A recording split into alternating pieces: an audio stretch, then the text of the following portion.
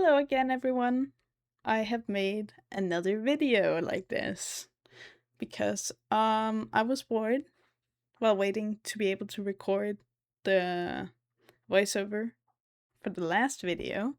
So I have another one of these. So I understandably enough do not know how you felt about the other one, but I've created this one too. So if you liked it, here is more of it. In this video, I am doing another randomly generated animals thing and putting them together into some abomination. And for this video, I decided to go with this role of a turtle, a sheep, and a starfish, which I honestly had no idea how to connect into one creature, because how do you put together a sheep, a turtle, and a starfish? The starfish being the outlier here, because I had no idea how to add on a starfish. But as you can see, I start by drawing out the shapes of a turtle to begin with, before I add in another picture of a sea turtle to just have some more reference, also because it just said turtle and no specific turtle, so I decided I could take a little bit of creative liberty there and take in the picture of a sea turtle. And then I began adding some sheep features, adding both the sheep's neck, legs, and like general like fur texture, wool texture. Um and then I had to figure out how to add the starfish, which was the hard part, because how do you add features from a creature or like an animal that just looks like a star with little tentacles or whatever? I really like the colors of the starfish though, so we'll get back to those. But I began drawing these little starfish kind of texture on the shell of the, the fang, the turtle shell of the creature. And then I decided that the head of it didn't particularly look like the head didn't look that interesting. It just looked like a sheep's head. It looked like it had been like that a sheep had been like stuffed into a turtle shell with like weird little vines on it. So I added like more turtle reptile like eyes to it and changed its face shape a little bit, making it look a little different and a little more alien looking. Before I began going into basic coloring, and I just generally colored it, as you can see, with some general color pick colors from the pictures, until I got something I felt was pretty nice. Trying to get all the textures in for the different animals, the wool and the turtle scales or whatever you call them, and then the weird texture of the starfish on its back.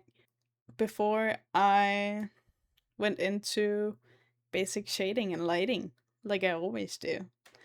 Here I decided to go with a blue light for some reason. I don't know, I felt it was interesting compared to the more traditional yellow lighting or like orangey lighting, the warm lighting that I also did on the previous animal, which I'm excited to see if anyone has named at this point. I guess we'll see later at some point if anyone has named it. And if we have like made this weird little series of weird genomed animals that probably live in some chaotic fantasy world where God just decided to scramble everything into weird creatures. But I get all the lighting done and begin, as you can see, rendering the face, as I always do, making it look pretty turtle while also making it look sheep in some sense, adding in some more color, adding in another picture of a sheep so that I could get the nose correct on it.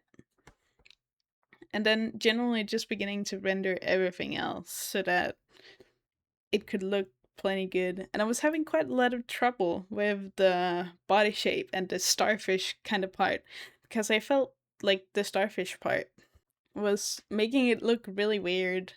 Like, it does look quite cool, but it has like the empty space on the back of it, and the chest part of the shell made it look weird too. But I keep continuing trying to fix this for a while and trying to render it before I just go, nah, I don't really like how it's going. And then I paint over it, deciding to remove the little tentacles of the starfish or whatever you call it, the little arms, making it into like a weird, slimy, textured top of the shelf, a bit flower like, which, as you can see, I continue rendering on, forming it more into like a turtle shell looking thing, because the problem I also felt there were before is that the shell kind of like faded in and you couldn't really see it well. But now you can definitely see that it has a shell on it. But then I generally just render it and change the colors a little bit, make it a little brighter in some places, trying to figure out how to draw wool good and general other little fixes to make it look interesting. Before I begin trying to light the drawing up a little bit, make it have a little bit more life, before going into shading, which, as I normally do in two parts like earlier, I go over it, in this case, with a multiply layer with a dark mid-tone blue type thing. It can honestly be any color. Here I'm just doing blue.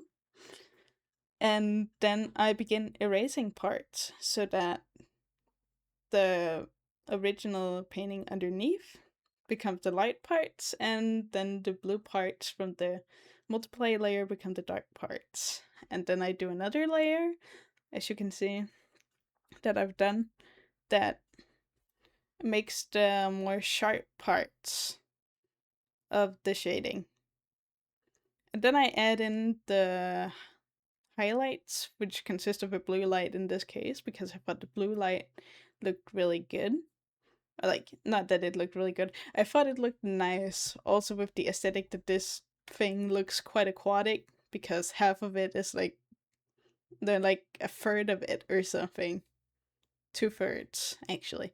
That like 2/3 of it are like semi-aquatic creatures, like aquatic creatures, like a starfish and turtle.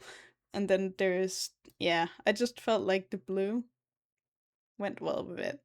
And then I add a simple little background type thing with some shadows under it, making it have an environment to stand in so it looks less weird and misplaced. And a general just square behind it to just frame it a little before I sign it off. And I'm done. This is the finished result. I hope you like it, and I hope you've enjoyed the video. And if you have a name for this guy, please share it.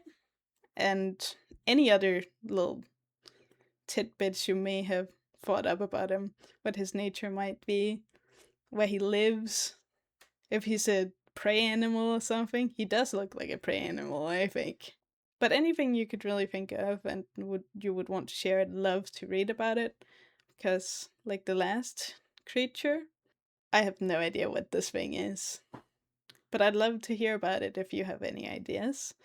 And who might know? Might be like the prey of the bee cat thing, ocelot, whatever it is. And it might be eaten by it. Who knows? But that's all from me. Have a nice day, and I hope to see you again.